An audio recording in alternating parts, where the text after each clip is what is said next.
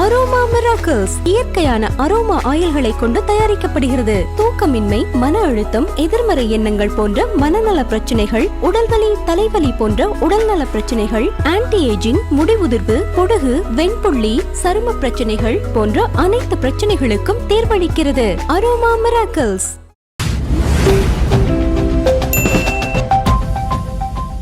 தீபாவளி முடிஞ்சிருச்சு. தீபாவளி வின்னர் யார் அப்படின்ற ஒரு கேள்வி இருக்குது.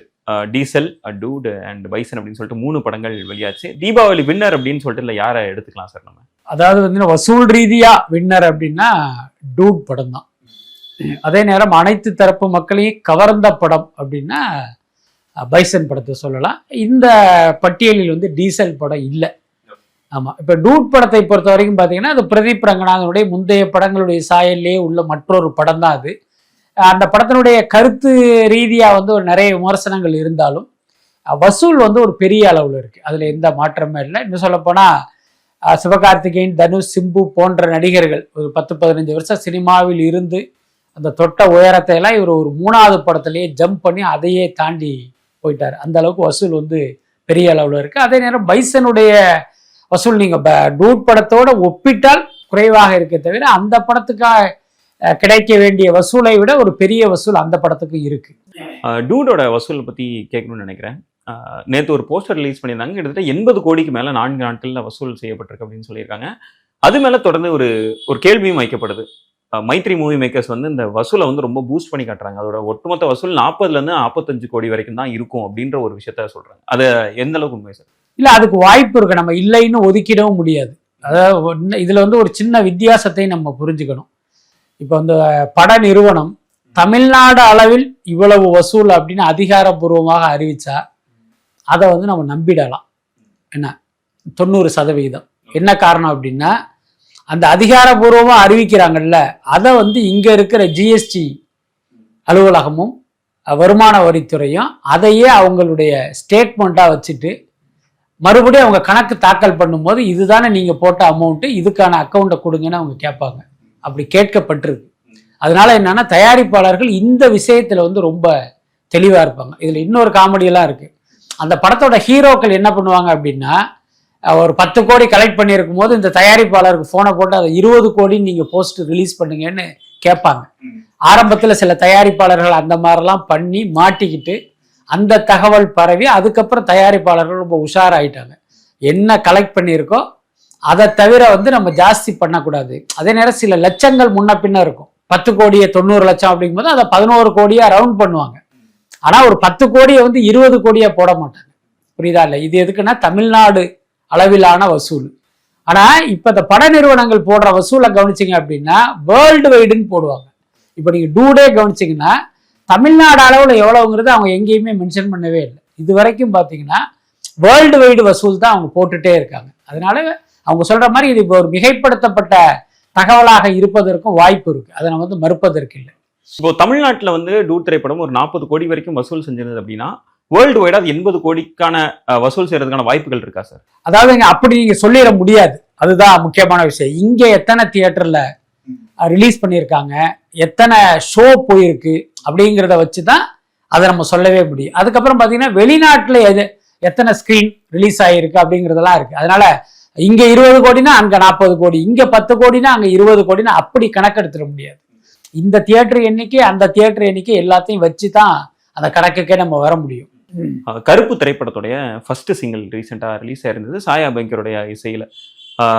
டூட் திரைப்படத்துல அவருடைய மியூசிக் நல்லா பாராட்டப்பட்டுருச்சு. கருப்பு படத்துல வந்து அவரோட பாட்டுக்கு வந்து நிறைய விமர்சனம் வருது. பாட்டோட லிரிக்ஸே கேட்க மாட்டேங்குது அப்படின்ற ஒரு விமர்சனம் நிறைய பேரால வைக்கப்பட்டுச்சு. அதை எப்படி பாக்குறீங்க சார்? ஆமா, அது ஒரு பெரிய குறைதான். இன்னொன்னு பாத்தீங்கன்னா அந்த இசையில வந்து ஒரு பெரிய தனித்தன்மை இல்லை. டப்புன்னு பாத்தீங்கன்னா ஒரு அனிருத் இசையமைச்ச மாதிரி இருக்கு, அல்லது வேற யாரோ ஒருத்தர் இசையமைச்ச மாதிரி இருக்க தவிர அவருடைய தனித்தன்மையா நம்மளால எதுவுமே அதுல தெரியல. அதுக்கப்புறம் நீங்க சொல்ற மாதிரி அதனுடைய லிரிக்கே வந்து நம்மளால கேட்க முடியல. எப்பயுமே ஒரு பாடல் எப்ப ஹிட் ஆகும் அப்படின்னா ரோட்ல போறவங்களாம் அதை பாடிட்டு போகணும். அந்த லிரிக் வந்து அவன் மைண்ட்ல போய் உட்காரணும். அப்பதான் அவனால பாடவே முடியும். இதுல பாத்தீங்கன்னா காட் மோடுன்னு இவங்க ஒரு டைட்டில கொடுத்துட்டாங்க அந்த பாட்டுக்கு.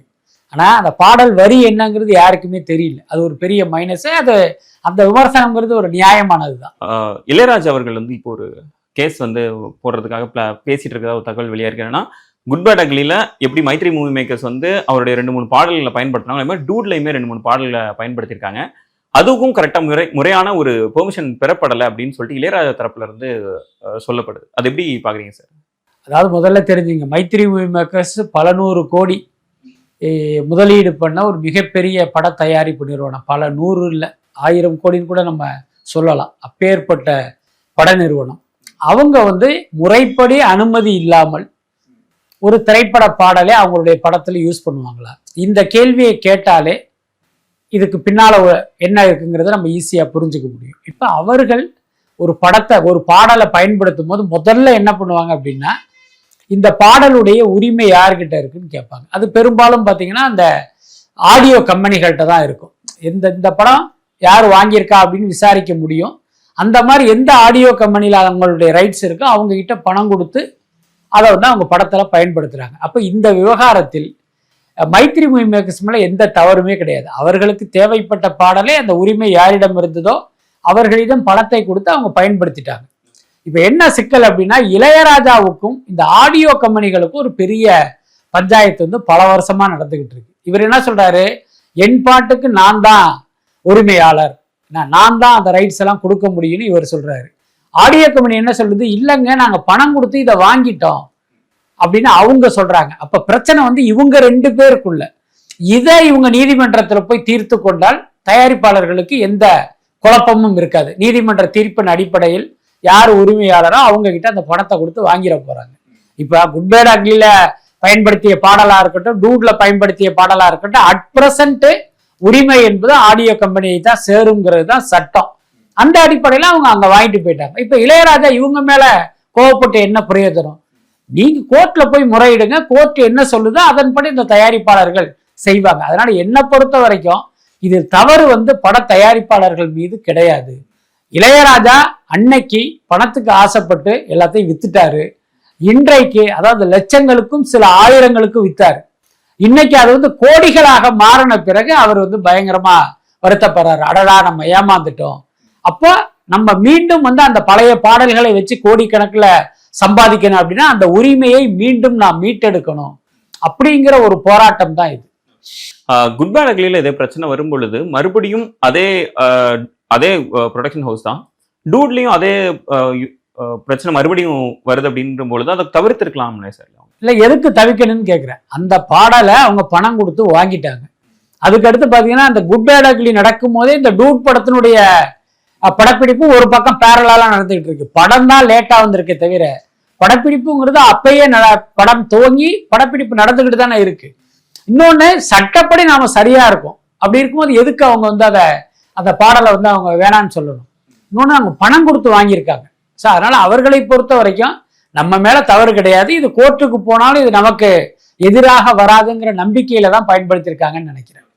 பிரசாந்த் நீலும் ஜூனியர் என்டிஆரும் ஒரு படத்துல இணையறதா ஒரு தகவல் வெளியா இருந்தது. அது வந்து இப்போ டிராப் ஆயிருச்சு அப்படின்னு சொல்லிட்டு சில ரிப்போர்ட்ஸ் வருது. அது எந்த அளவுக்கு உண்மை சார்? இல்ல அது என்னன்னு தெரியல. அது ஒரு வதந்தியா தான் இருக்கு. சம்பந்தப்பட்டவங்க சொன்னாதான் தெரியும்.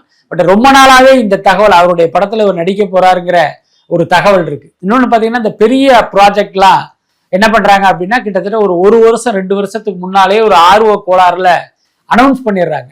அதுக்கப்புறம் அது அப்படி நெருங்கி வரும்போது இவருடைய டேட் இருக்காது, அவருடைய டேட் இருக்காது.